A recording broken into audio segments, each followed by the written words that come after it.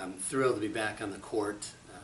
It's great to get on that hardwood every day for a couple hours with these young guys, and just their commitment to the program and to getting better, and to see the improvement that's already taken place in the 2.5 weeks that we've been practicing. We're very encouraged, looking forward to starting the season.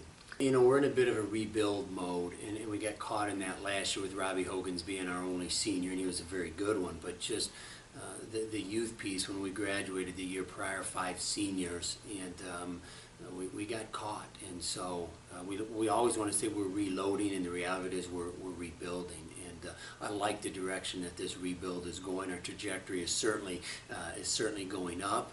Still in process, as we've got 8 of our 13 players are underclassmen. But we're looking forward to having a more balanced team on both ends of the floor, both offensively and defensively. And really time will tell in terms of what our ceiling is and how we'll handle pressure and adversity, as you know, coaches all year long and throughout the country are going to measure those same things. Well, Rob was a special player. I mean, he averaged 25 points a game.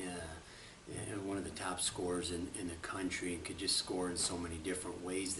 The challenge we faced with a young team and with Rob's maturity, we became pretty dependent on Rob, and so everybody looked to him. And so when you're a one-man show or so dependent on one player, I think it becomes easy to guard and easy to contain. And so we're excited about the balance. I think you know, we now have 5 upperclassmen with Colin Hewitt and Tyler Hughes as our seniors, and then our junior class of Greg Hamilton, Xavier Prather, and and with Peter Berry.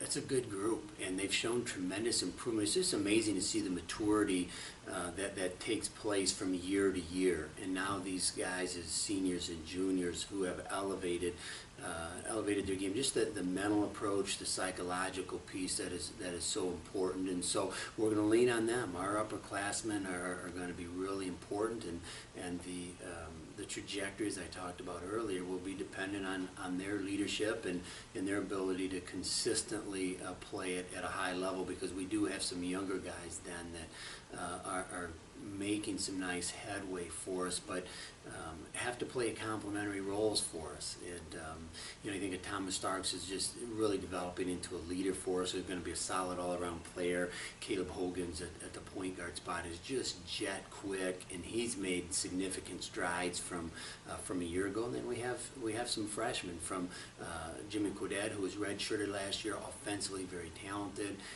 Still has a long way to go, but he flashes signs. Isaiah Ingalls, local player from Western High School, he's been really impressive. He's small, but he knows how to play the game, high basketball IQ. Drew Zeidema, really good shooter, lefty, soft touch from up there in Grand Rapids. He has a good feel for the game as well. Good passer, just knows how to play, and so we've been pleased with his progress. Zach Maindorf might be the biggest surprise for us. Big 6'8" guy, real thin, wiry player, crafty. He's impacting the game on both ends of the floor. He blocks shots, he's an exceptional rebounder, and he can finish around the basket. So his motor's high. We're pleased with his play. And then we have Zach Baker, who's a rugged banger for us that is really progressing nicely as well. So you know, big pictures, we look at this team, we love the chemistry, Chris, the direction that this program is going right now. We're looking forward to the season and seeing how it all plays out. You know, Great Lakes Christian, Coach John Piercefield does a really nice job, and we've had the opportunity to play them the last few years. It's a great opening game for us, really to gauge where we're at. Practice can only show you so much. Suddenly you're tipping it up and it's live, and things change a bit. And so we're looking forward to a Monday night contest up in Lansing, so it's a close trip for us, and it'll be a good early test. And then we're off and running with Lords, who's a very good team out of the WAC. They're very disciplined, play great defense.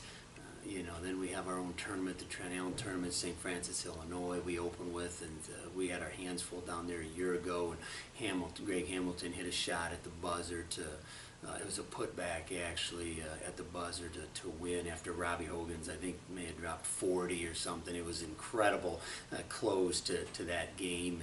And so, you know, our schedule is, it's always competitive, it's always challenging. And but there's nothing quite like the Crossroads League. When you get into conference play, Chris, there are no easy games top to bottom, and that's why it's the premier conference in the country in NAIA Division II, and we're thrilled to be a part of it. We love to compete. It continues to force the other teams continue to force you to get better and to raise your level of play. And there's just outstanding schools, teams, and coaches, and